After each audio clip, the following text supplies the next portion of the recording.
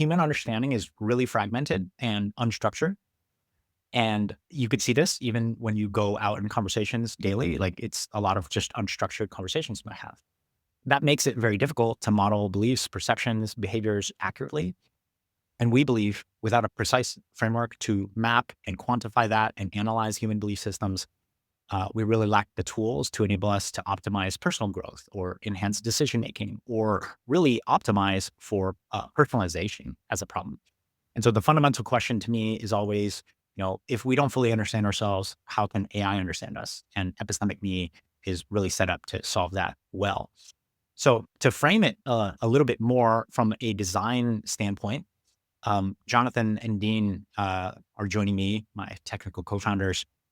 With that kind of groundwork I laid, how did you two approach designing a system that bridges those abstract kind of philosophical concepts like epistemology, gaining knowledge, what is truth, with actual concrete technical implementations in the SDK? I'll leave it to one of you two to get us started on that one. Yeah. I mean, Go ahead, Jonathan. yeah. Well, I was going to say, I think the first thing was just kind of deciding how are we going to model the self, and it might sound simple. We created something called the self model, and so when you start building Epistemic Me, you build a developer model with an API key, and then you can create models of users in a familiar way that you could probably use the user ID that's already in your database and hook right in. And then from there, you can create a model of self. We call it a self model, which is like it's a container for the particular philosophy or the epistemology that we're going to model for that user. I think it was like kind of the starting point for how we started converting the philosophy, at least from a top-down point of view, what it looks like. Cool. Yeah, I would echo that. I think like another thing that we kind of focused on more from like even like a philosophical perspective is just like defining our terms. Like, what are our nouns, right? Like as Jonathan mentioned, like it sounds super simple, but just agreeing on like 5 or 6 nouns that really matter to the system and like really trying to get clear on what they mean is actually really important in these kind of problems for kind of setting up a framework for thinking. And I think as we've gone about changing this over time, we've realized we didn't get it right the first time. But the fact that we focused on designing data models before we even wrote a line of code was really helpful because we could always go back and revisit our assumptions and think about, okay, how did we assume this problem is going to develop? And then as we start to introduce new concepts, we go back and we redefine our terms. So I think this way of working is really something that defines Epistemic Me, in my opinion. And I think if you're a contributor coming into the system for the first time, you could really grok the system by coming into our proto subdirectory or subrepo and just checking out our data models and seeing if they make sense to you. And if they don't make sense to you, leaving us a comment and basically saying, hey, I don't understand this. So these ideally should be self-documenting. As Jonathan mentioned, you should start off with the self-model and kind of click into the belief system and the dialectic. That's really I think it's understanding the terms, which is really like what's important here. Great. So another thing might be, like, I imagine the audience might ask, like, what are our thoughts around quantifying subjectivity in beliefs? Could one of you touch on that just at a really high level? And then, as we dive in, I think things will connect more. Yeah, sure. Why don't we jump over to the belief system? I think actually that might bleed really well into how we think about predictive processing in the context of an epistemology over a belief. And Jonathan is actually one of, I think, could speak really well to our predictive process implementation. Maybe Jonathan, you want to jump into there? Sure, yeah. I think, well, just philosophically, if we're trying to understand what's the subjective belief system itself, I think you have these kind of like metaphysical questions that hit you right away, and that is, what is the world and what is self? And so there's multiple different ways to model the world and self. I think the way we probably typically think of how science works and like is that there is a single world out there, and that as humans we are kind of continually discovering things and using the scientific method to understand sort of like causal events and reproducible patterns in our environment. And that is one like way of looking at metaphysics. You could call that a materialistic point of view. There's different sort of labels for it that are sort of like embedded into a lot of our philosophy of science.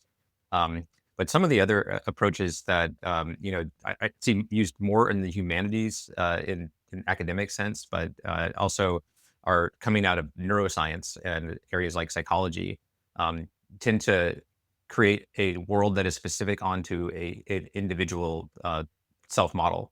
That means that the self model has its own belief system and has its own world model, and that trying to use that belief system to just sort of like generate or create or understand that world as it's sort of like moving through time and consciousness. And the in order to deal with subjectivity, I think these models on the other side of the spectrum, where like each we consider the world to be distinct onto the self as a starting point, are really critical to characterizing subjectivity. And those are the types of models that we want to use where subjectivity is really important. Um, so yeah, there's a lot there, and my mind's racing in a couple different directions, but I think I just kind of leave it there for now, and we can dive in deeper. I Awesome. think I'll also add to that. I think one way to think about subjectivity, uh, and kind of like a philosophical framing that we found really useful, is the difference between ontology, which is facts, and epistemology, which is like, how do you know facts to be true? So we really think this concept of the belief is really important. And what the belief is this ability to represent a fact that may or may not be true. It's a probable fact, right? And the idea is, as you state a belief, like we all have beliefs that are oftentimes not true. I think all of us know this in our day to day lives. So we want a way to represent something that someone believes, and then also be able to layer on context that indicates how true the user actually thinks this is, or how true the system believes that it is based off of the evidence that we have gotten from the user. So I think understanding that content, that idea of belief, as not necessarily representing truth, but representing probable truth, and this idea of an epistemic context as being something that we can point to the belief and say, this is all the data, evidence, probabilities we're collecting, so that we can try and determine whether this belief is actually accurate. So that's that difference between ontology, which is facts, and epistemology. We use the epistemic context as um, kind of the inputs into the epistemology so that we can then produce new beliefs. And once we know those beliefs are likely true, we can produce ontologies, which is we can produce facts about the world from those beliefs. So that's, I think, how that philosophical framing might help better understand this data model and some of the choices we made. Yeah. I'll add in before we dive in super deep, and thank you, Jonathan and Dean, for the flyby on predictive processing, the difference between ontology versus epistemology as facts versus process of acquiring facts, and the how that shaped our thinking.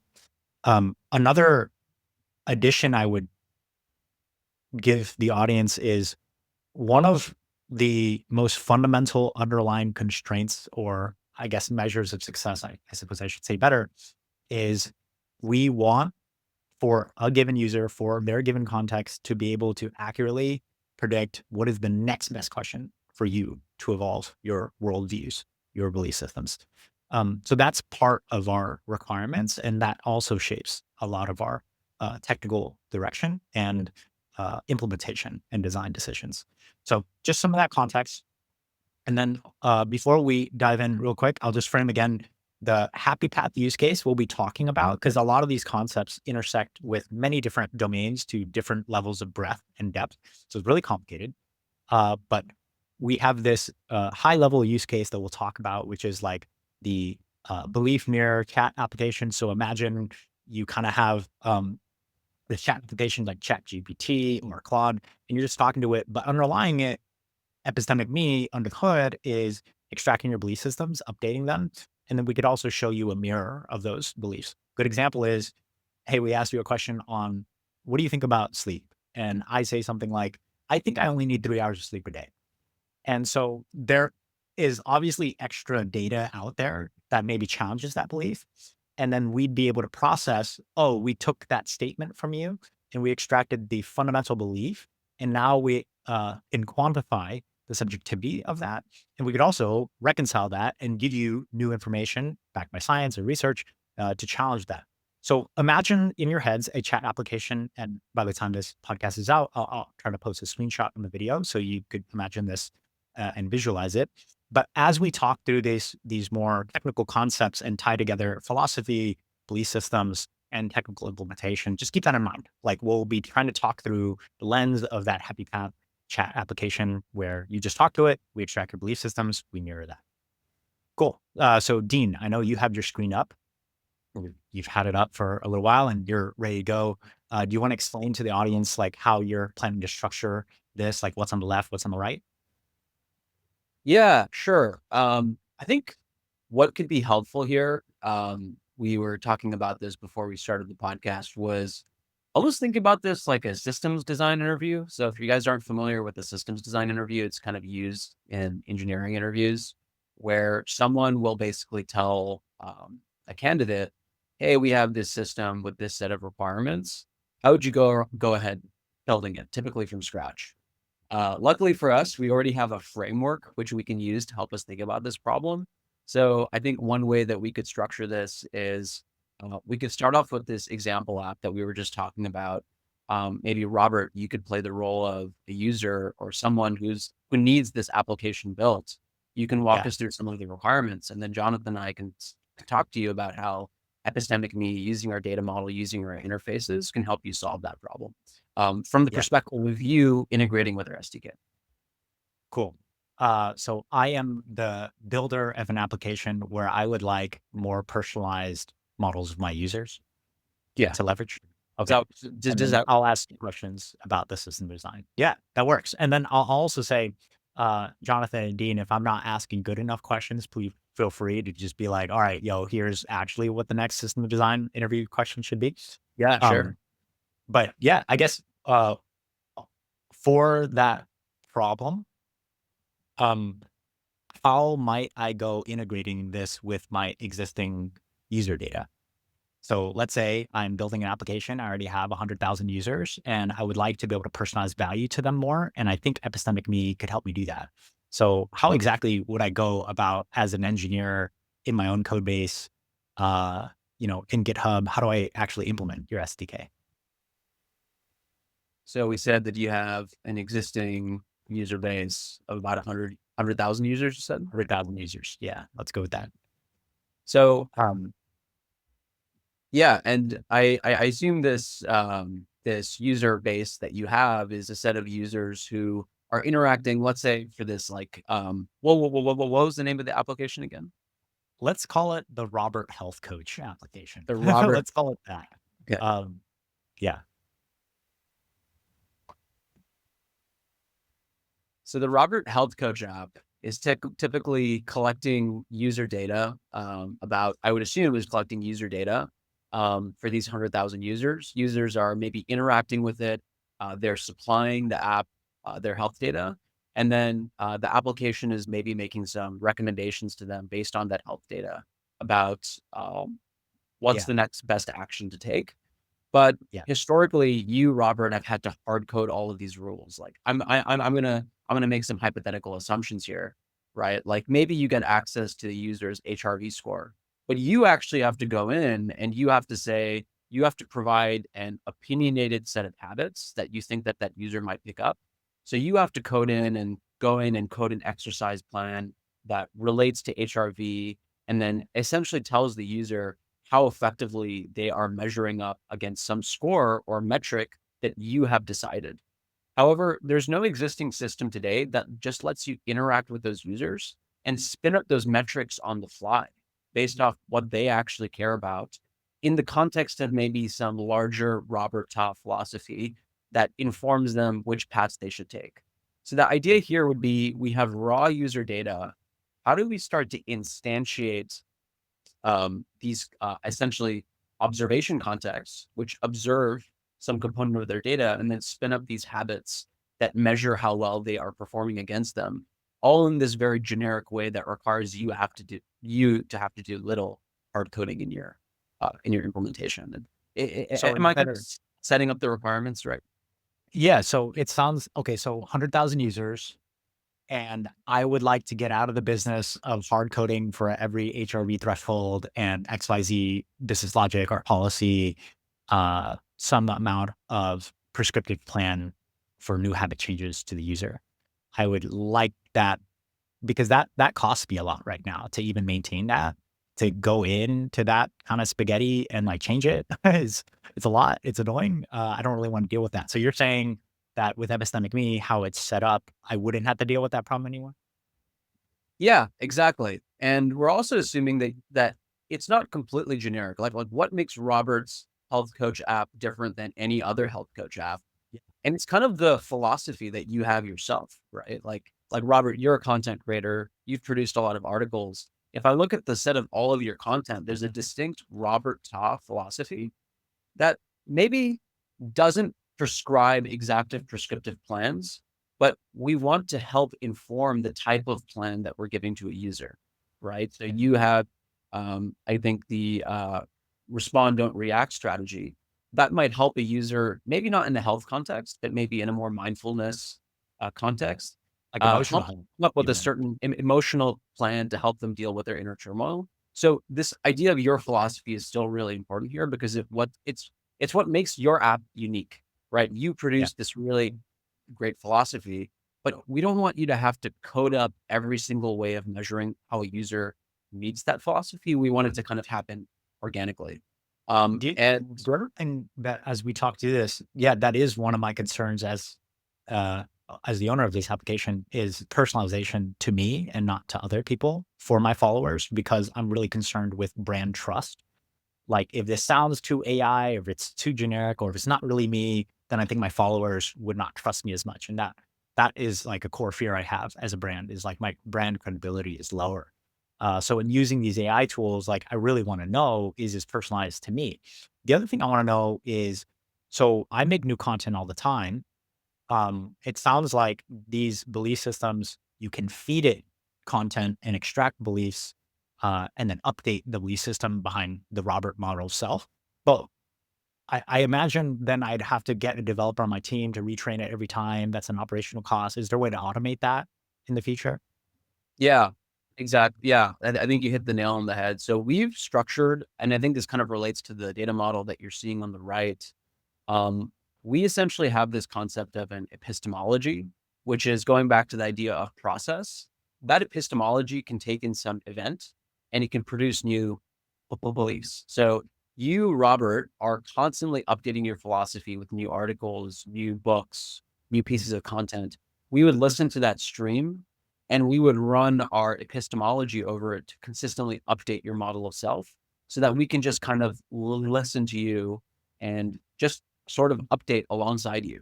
And that idea of like event listening is really powerful because as we'll explore later in this kind of architecture, the exact same model applies to your users as well. So from a philosophical perspective, we're building your model of self exactly how we're building the models of your users. We're just treating the resources kind of differently in order to do that, to do the same thing. Okay. Yeah. And then backing up a little bit, thank you for that, Dean. One of the questions I had is about like user data. So would this be either like a SaaS service that I hook into and then you have some level of my users' data, or do I like host this and I own all the data? What are the options available to me? Yeah. Jonathan, also want to make sure you have if you had anything to add there. Yeah, Jonathan, if you want to add to it, that'd be Yeah, great. I mean, I think it's built with the idea that you're self-hosting and that you're controlling your user data. And I think even more ideally is that as a user, you can hold on to your own belief system data. And those are some of these cases that I think would be really powerful to empower as well. Could you talk through like give some flavor to the audience of like one of those use cases that are top of mind to you? Yeah, I mean, I think one of the places the project started, I just imagined, being able to go into Claude or ChatGPT and the interactions that I have that I can extract my belief system, and that's like, hey, that's something I can take with me. Oh, It's something that that was not part of my data set that I can go into any other system and sort of like generate it into a prompt context that then the system can understand me better. So that any place I go, I have this like centralized kind of like belief system that is building on top of all of my interactions with these AI agents. And okay. so that's from So, that's from the user point of view, that kind of vision, but it's the okay. idea. Yeah. Yeah. So that's like a, represent me everywhere sort of like value statement to the user themselves. I think that's cool. I'm going to have to write down that tagline too as our project evolves. I like that. Represent me everywhere. Yeah. Okay. Back. I Oh, think maybe sorry. speaking just to add a bit more flavor to that, I think that's a really powerful idea because we can have different users running their own instance of Epistemic Me with their own like self-hosted and self-maintained user data sets, but other Epistemic Me instances can talk to each other. So there is an opportunity to move self models across different deployments of Epistemic Me should the user want to do that. So our interfaces are designed to do that. And that goes into I'm taking my hat off the interviewer hat, but that goes into just to highlight um whatever core philosophies that we talked in the previous podcast, which is if we're successful with this in 10 years, 20 years, 100 years, this is a core interface and schema with which to talk about belief systems and transmit that data back and forth across systems, right? So this becomes like a protocol like TCP, UDP, so USB 2.0, USB 3.0. So yeah, that just to give some higher level vision as to what Deen was saying. Okay, back to the use case. Robert, AI health coach. I now understand that Epistemic Me could help me reduce some of my operational costs of integrating new content to evolve the belief system of the model of self of me that interacts and scales my interactions with my community and follower base of 100,000 users. I guess for completeness, just for completing this systems design interview, let's just say peak load is maybe like 20,000 users submitting transactions at once. We'll just say that's peak load, just to be a little complete. And let's also say that my community base is around the globe. As another requirement, it's not all centralized to just one location. So we have some cloud requirements or compute requirements that might inform performance requirements across the globe too. I'm trying to think of what else that might inform the systems design, or if you had questions of me, of the interviewer, to like get more constraints, happy to answer questions. Yeah, I'm trying to get this. Yeah, having some technical troubles here, even using the tool. So, say peak users. So you can Peak see users, 25,000. peak users 25,000, 25,000. And what was the other requirement? Global. Global. So Well, my this, user base is globally distributed pretty evenly. No like hot zones. This is the perfect startup. yeah, 100%. Yeah, these are really solid, non-functional. So, Cool. yeah, Could I also add some like more functional requirements beyond the performance requirements? yeah, sure.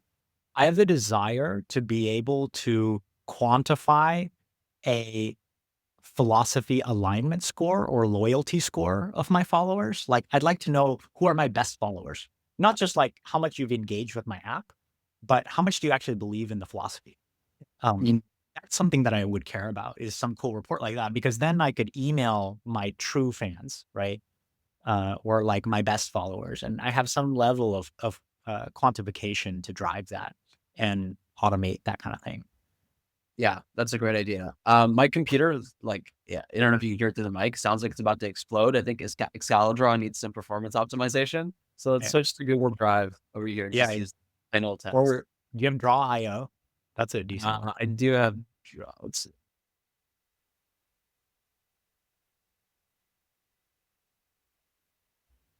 We're doing it live, everyone. Yeah. It's all good. Um, cool. This is shaping up really well, actually. And this is a fun way to set it up, Dean, to do like a systems design interview. I think that was a great idea. Thank you for suggesting. Yeah. All right, let's just wait for Dean to get back up to speed with all the requirements. It was 100,000 users, global app, 25,000 peak concurrent users.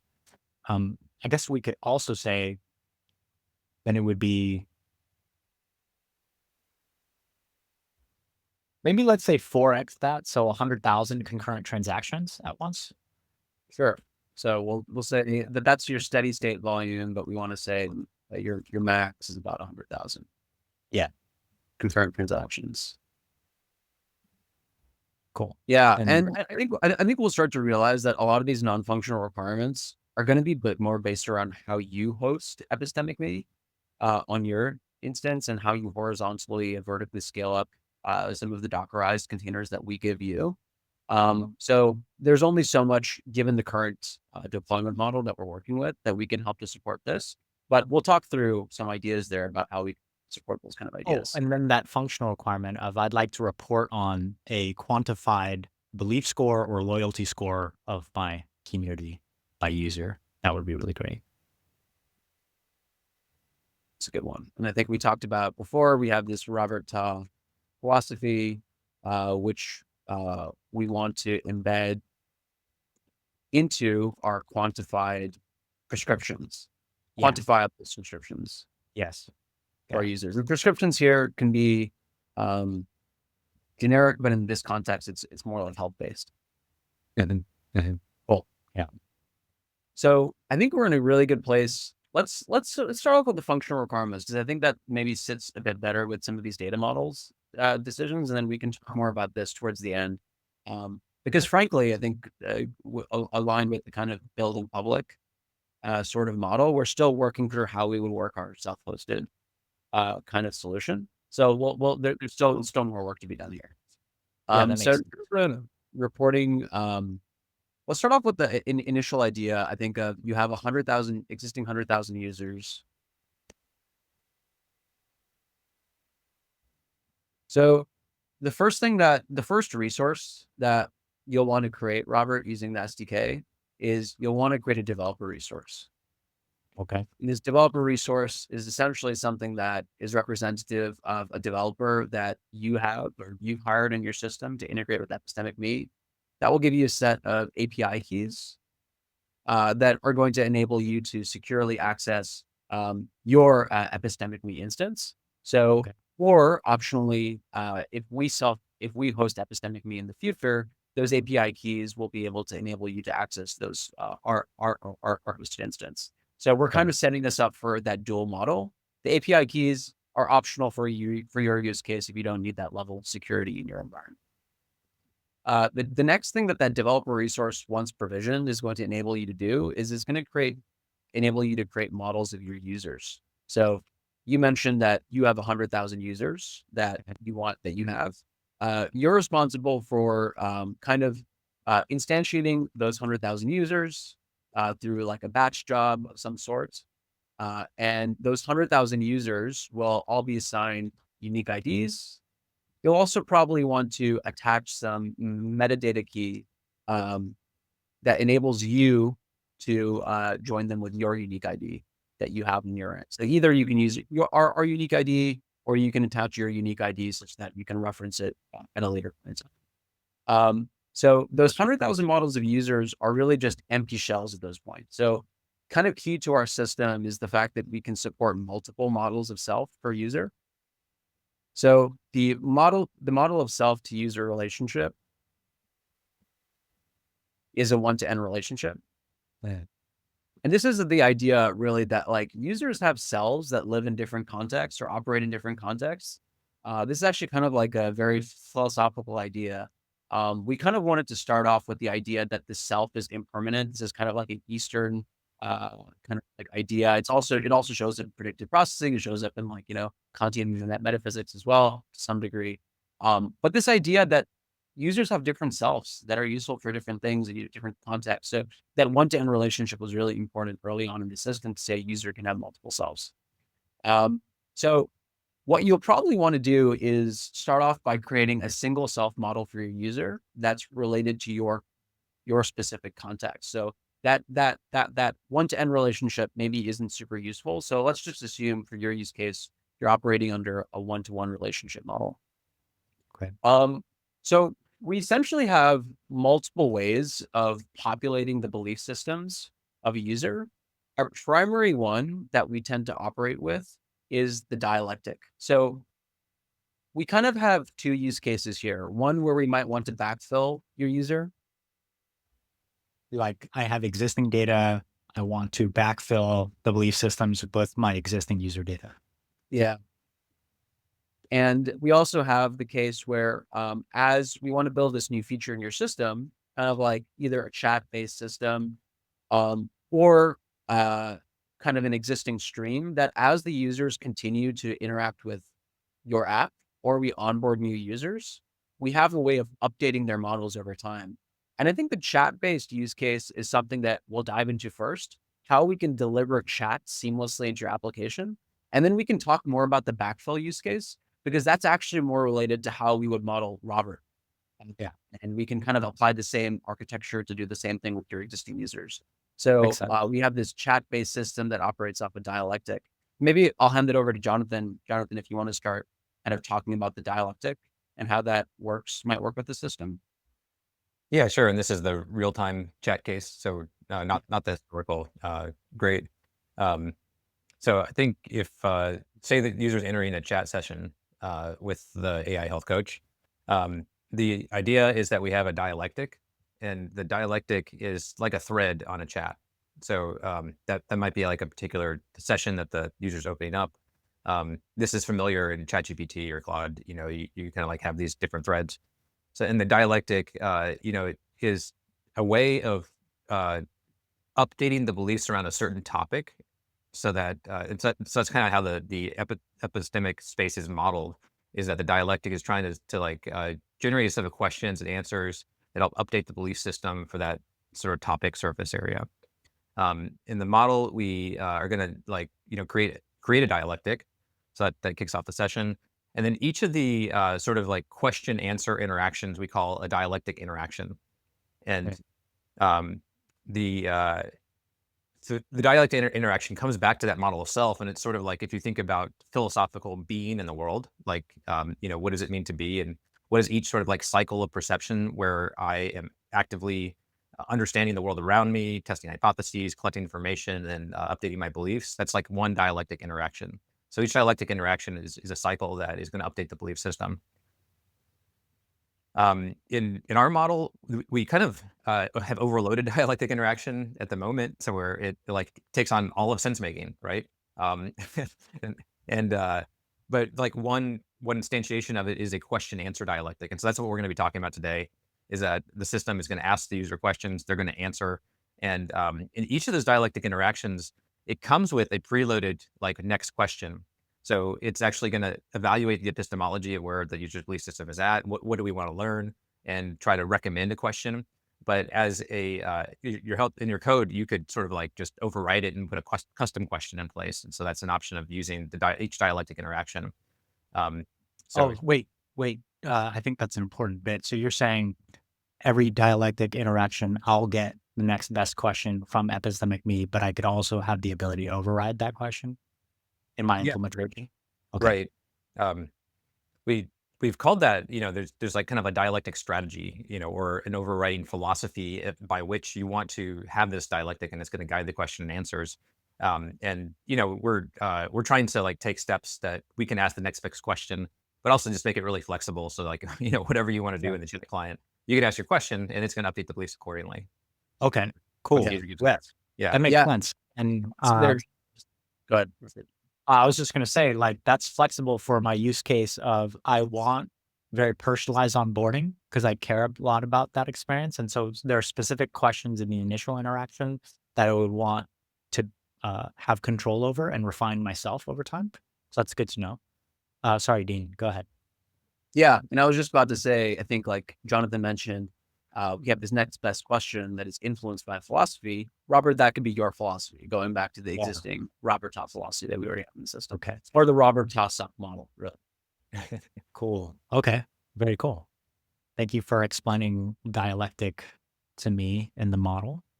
Okay. And then for the audience, kind of taking off my interviewer hat, if you're still not sure what dialectic means, just think about questions and answers. Like I ground it in the very useful concept of when I tell my therapist about something, she asks me a question, I reflect, I give her a response. That's what a dialectic is. It's just like a question, some new piece of information, you reflect on it, you update in your belief systems, whether that's happening programmatically or I'm sitting in my therapist's chair and listening to her, and then I'm updating on the fly in real time, my own brain. Yeah. So that's that. Coming back to the model, Dean, is there anywhere you want to take us going forward with the use case we're talking to? Yeah, I think I'd want to talk about the belief system and the beliefs and how they all kind of come together. And going back to the idea of dialectic as an epistemology. Let's do it. Um, so Jonathan just laid out how we can use the dialectic, which is one framework for updating the belief system. And in fact, we would say a framework for updating the belief system is an epistemology. So he walked us through one epistemology of how you can actually update the user's beliefs. And I think maybe we should try to dive into what is a belief system and like how do we kind of tear that apart inside Epistemic Me. So we would say that a belief system in Epistemic Me kind of consists of two things. Let's move this over a bit. So Okay. belief system in Epistemic Me is kind of built out of two things. It's built out of a set of beliefs that the user owns. And it's also consisting of a set of epistemic contexts. And you can see on the right, you can actually see the proto data models that you'd be exposed to in the SDK for those two concepts. So we have a set of epistemic contexts, 1 to n epistemic contexts, and 1 to n beliefs. And all of these are associated with the user. Now, it may not be exactly clear why we chose to model it this way, but we can go into it a bit more. So you can see here, we have the belief system. It can have a set of many beliefs. It can also have a set of epistemic contexts associated with it. And a helpful analogy that I think is really useful when thinking about the belief system is actually a database. And I'll use another analogy to describe how we might structure a database. So typically in a database, you have, or let's say like a normal SQL database, you have a heap of information. So you have a ton of facts, a ton of rows, a ton of records. However, oftentimes it's really expensive to find the data that you want inside that record, right? So if I'm searching up like a million records in some library database, I would have to look through all the books to find out the exact book I want. Oftentimes, the way databases solve this problem is by building a secondary structure called an index that essentially is a much smaller data structure that points to all the records in the database and provides you a way of accessing it typically in like logarithmic time. That's the fancy, CS term, basically faster than scanning through every single item through using nice data structures. So the analogy here would be beliefs are the heap of beliefs that we've collected for a user, and epistemic contexts are that secondary data structure we've built on top to enable you to do epistemology over those beliefs, to actually enable you to better update those beliefs. So to go back to the database analogy and actually use another analogy for like how libraries used to work. Like we're all familiar with the concept of indexes and libraries, right? Like that's helpful to find you the exact book that you want. But oftentimes it doesn't mean that every single book in the library is true, right? Oftentimes there's older data, there's historical data that doesn't really make much sense. It's both the role of the librarian to help you find the data that you want. And in olden times, it was oftentimes the role of the librarian to find you the information that was most helpful for what you were doing, right? You would go to the librarian and talk to them about your specific use case. So in that sense, the librarian kind of plays this role of this epistemic context where it helps us to evidence and find out whether those beliefs are actually true or not that you hold in your system. So going back to what an epistemic context looks like, we have a bunch of different ways of scaling up epistemic contexts based on what kind of epistemology you're running in our system. So we had talked previously about predictive processing. How do I run predictive processing, which is kind of this framework for thinking about self-models and beliefs over my belief system? Well, I instantiate a bunch of predictive processing contexts that then point to my underlying beliefs. And that helps me create these observation contexts that enable me to instantiate habits and other types of kind of information like state and probabilities, whether those beliefs are falsifiable belief or just belief statements. It helps me contextualize all my beliefs in terms of the predictive processing framework. And then another thing is we've also talked about these other kinds of contexts that we want to add over the system. So how do I model my belief as a tree, right? So for example, sometimes we have an initial belief that is then supported by multiple other beliefs. So this is actually quite powerful in the concepts of like Eastern philosophy. Oftentimes we try to model the belief of like, what is the self? Well, that starts off with like this, I am this kind of person. And then there's an assumption underneath that that says, the self was true. And if you think about it, a lot of beliefs follow this pattern. There's assumptions that lead to higher beliefs. So how do you model that kind of tree-like data structure over beliefs and how they point to each other? So that's another type of context you can have in the system where you say, let me model my beliefs as a tree, not in the belief, but as a separate epistemic context that enables me to do things like validate my assumptions. Or you could do it at the same time as predictive processing. So that's the flexibility in the framework, this ability to do multiple epistemologies over your beliefs. So one question there to ground it in the AI health coach use case. So like my goal with them using my AI health coach is that they get healthier, right? Yeah. And so the hypothesis here is that whatever recommendation that we make via the Robert AI health coach built on Epistemic Me is giving you that recommendation that meets you right where you're at, like meets the user where they're at in their context, their belief systems, the world. So one example might be the whole sleeping use case. It might Yeah. be like I have a user who has operated for a long time with many foundational beliefs that they built up over time that they could go for 4 hours of sleep a night and still be really productive because they're have a successful career, they're fit, whatever. Let's say they have that. So like, let's walk through that example, Dean, of like they're having an interaction with me. We've teased that out. We've asked them a question like, how much sleep do you get a night? And what do you think about sleep? And we teased that out. How Yeah. might epistemic me show the underlying stuff? Because that stuff is interesting to me. Because the underlying limiting beliefs that power that one in the tree are the ones to tackle, right? In that example. Exactly. Yeah.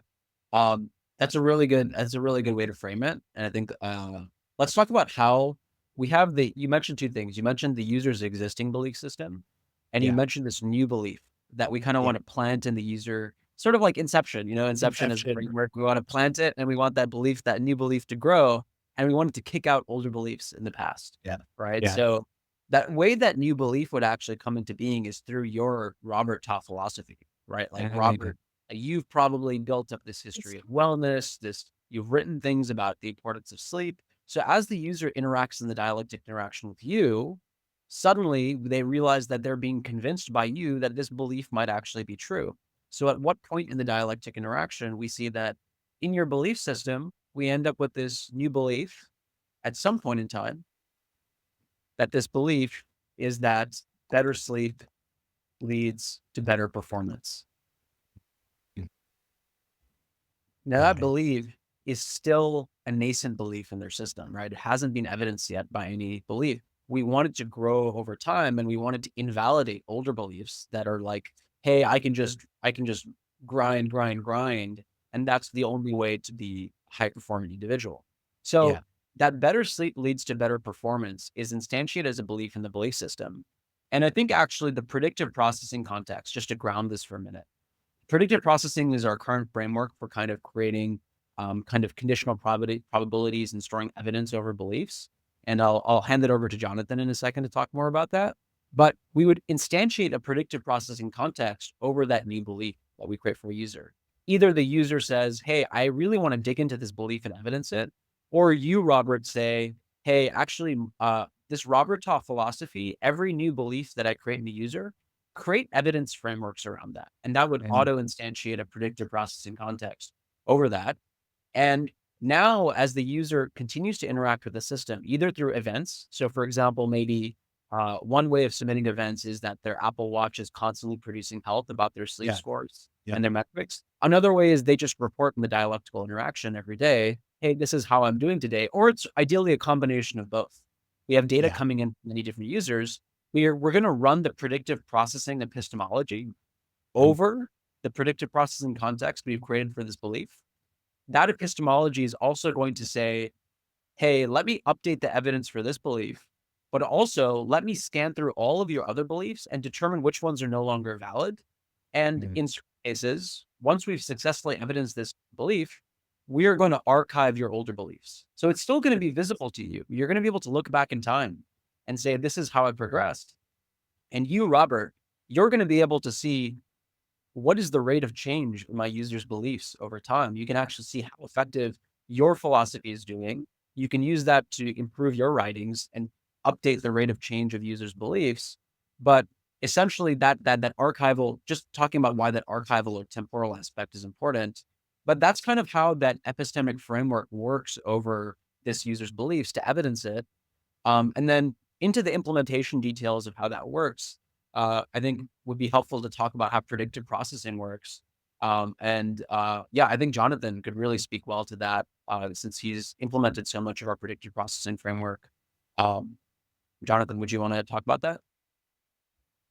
Sure. I think, yeah, coming from the standpoint of like, let's say we're asking about, beliefs about sleep and performance. The we're at a point in the interaction where we're creating dialectical interactions that are we're creating belief statements.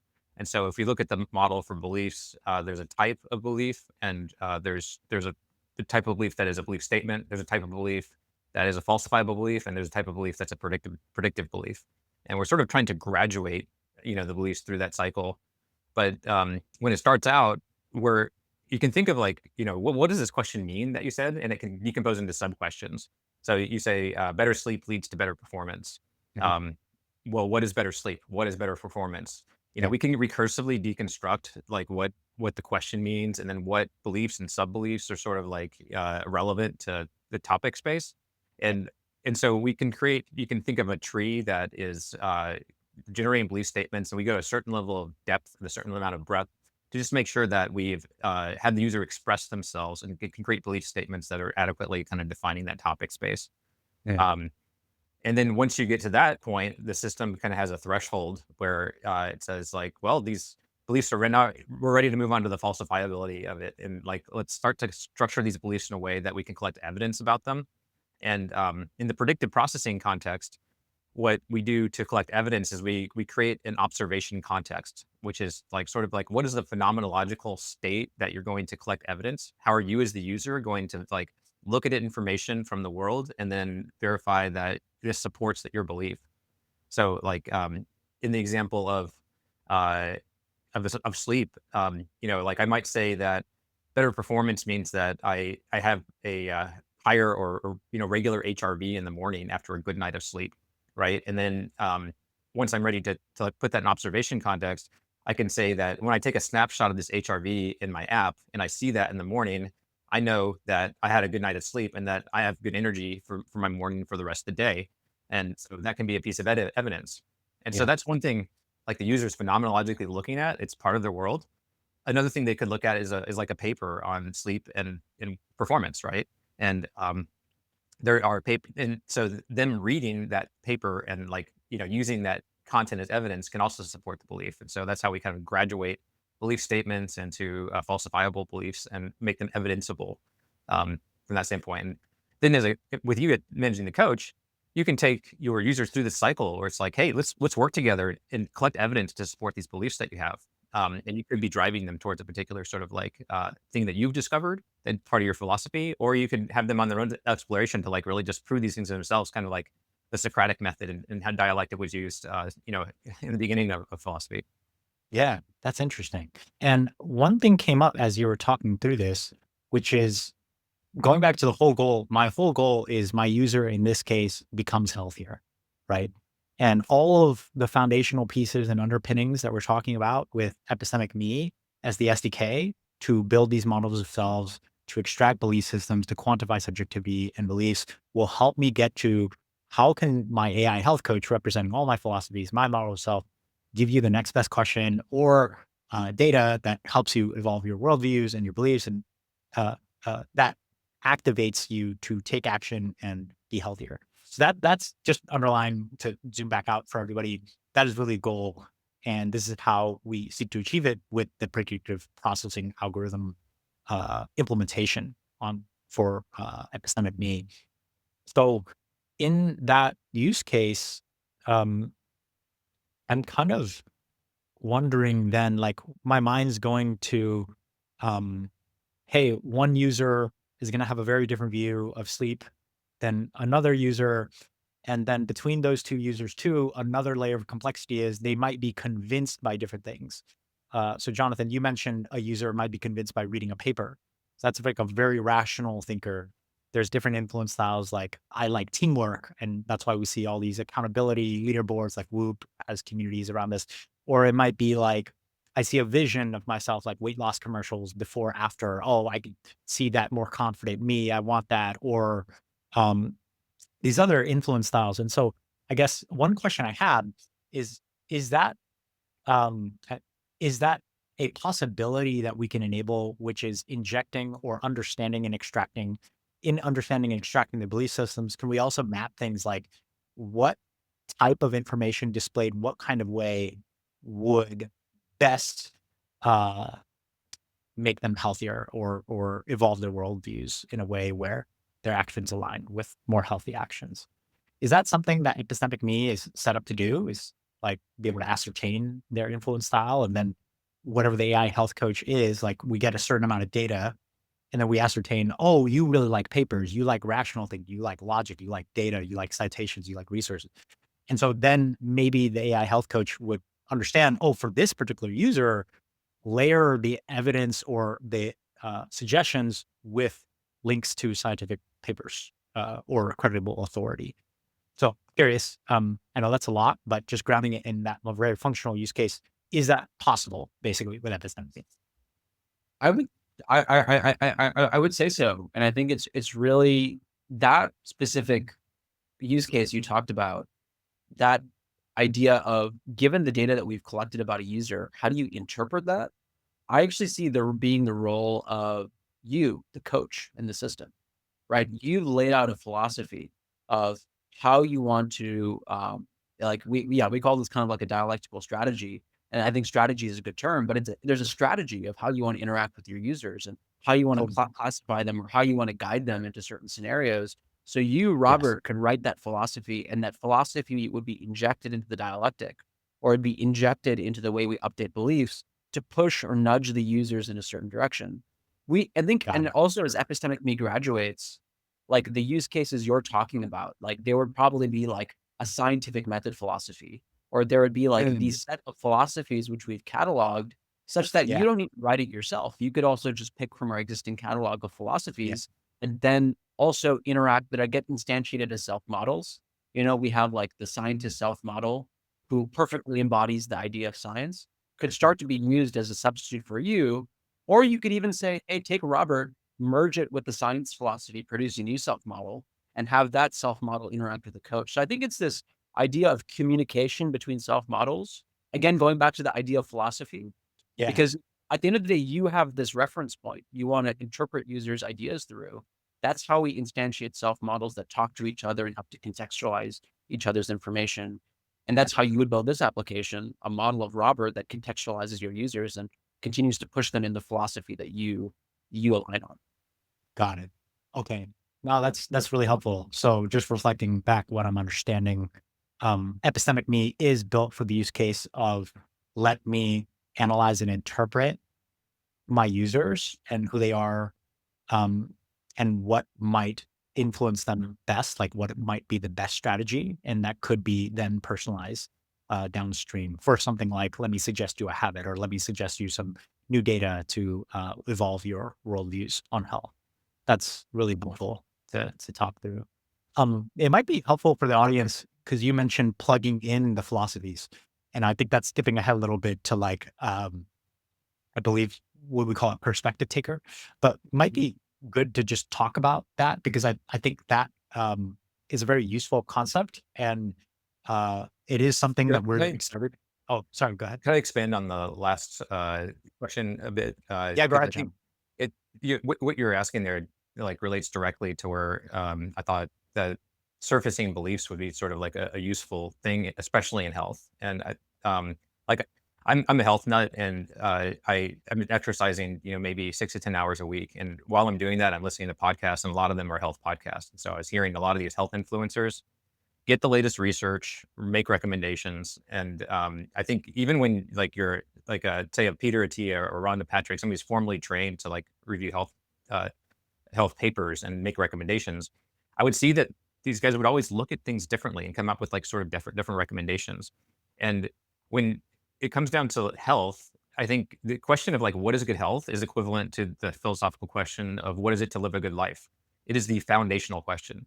Yeah. And so like what you get there is that if you're trying to find a health influencer that meets your worldview, you really have to find somebody that like sees life the same way as you do.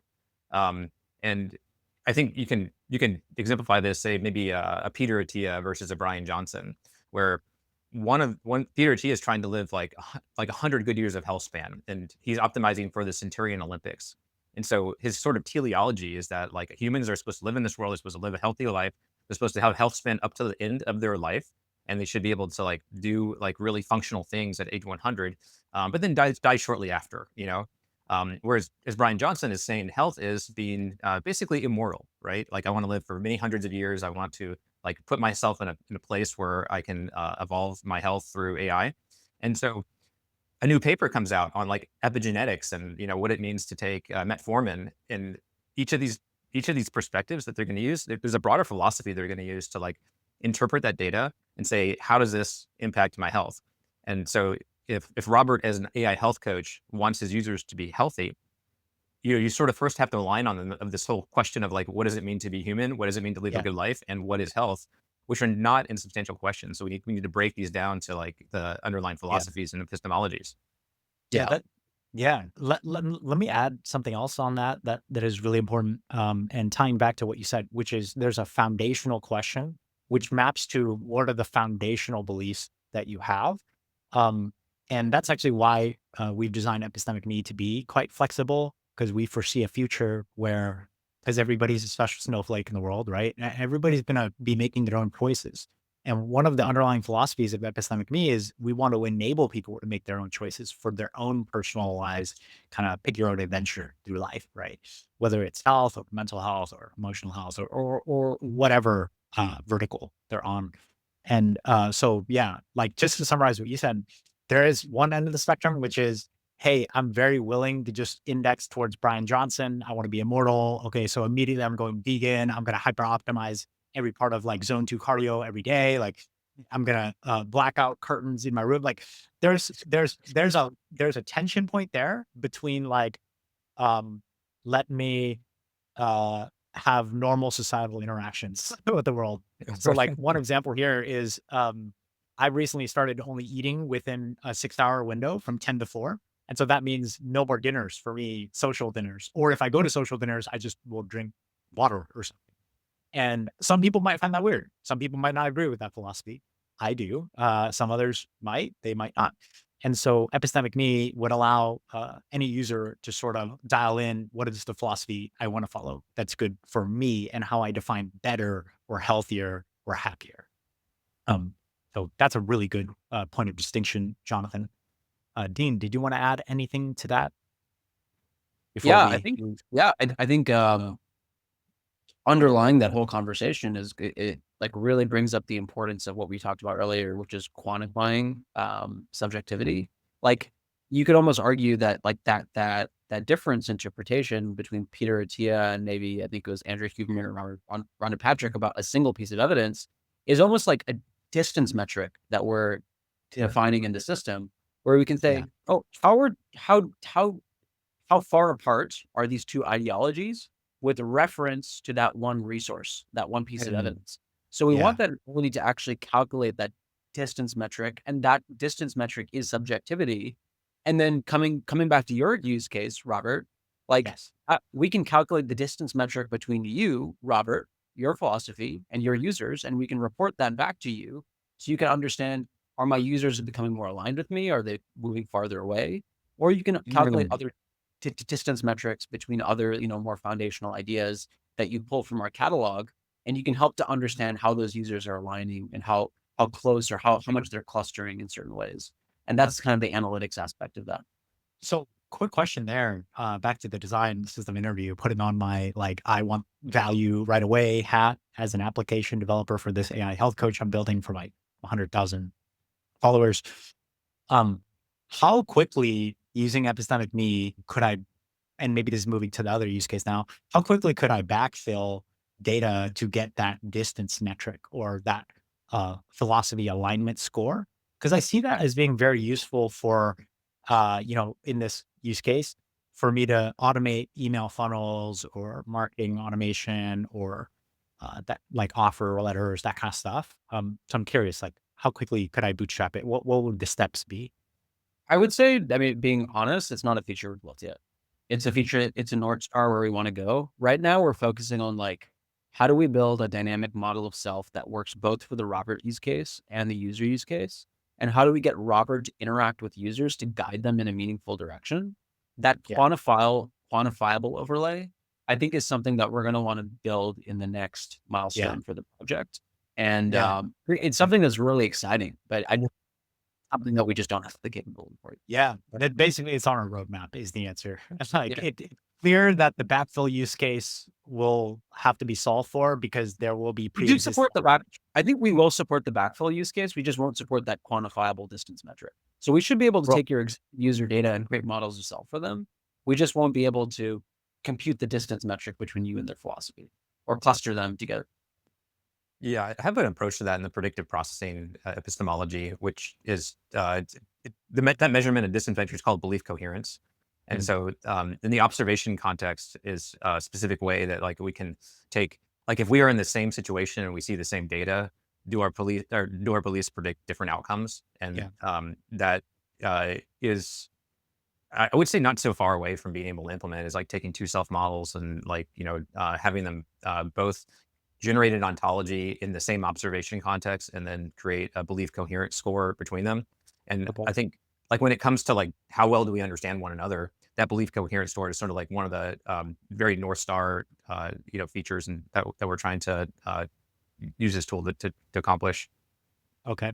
Cool. Yeah. So it sounds like there's a path, and we'll probably talk about that later once we get together. Yeah.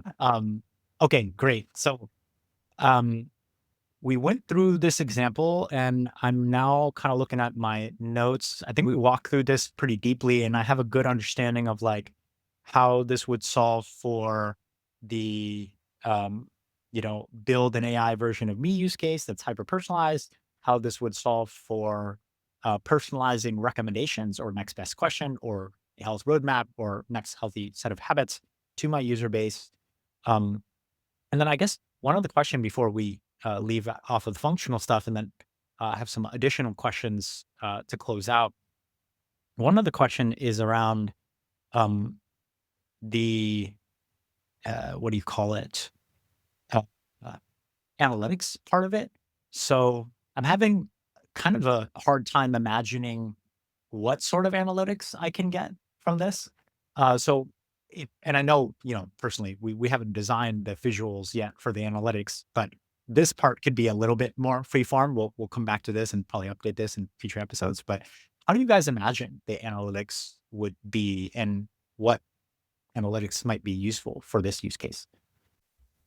Okay, so unfortunately, the answer to that will have to wait until a future episode, because as I was going through post-production and editing this, the recordings dropped after that question.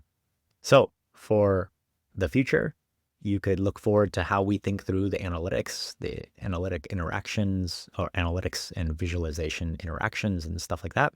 For now, we'll wrap this video up here and just say thanks for listening or watching this episode of ABCs for Building the Future. And in particular, we talked about today our project Epistemic Me, an open source SDK for human belief system modeling and creating models of self, a personalized layer for any of your users and any individual. So we talked through our data model, we talked through technical design considerations, and hopefully this gave you a really solid understanding of Epistemic Me. And in future videos, we'll talk through how to actually leverage it in application use cases.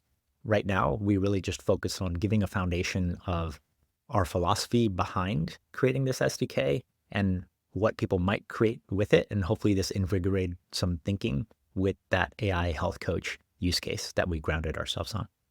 Thanks a lot and hope you have a great day. Take care. Bye-bye.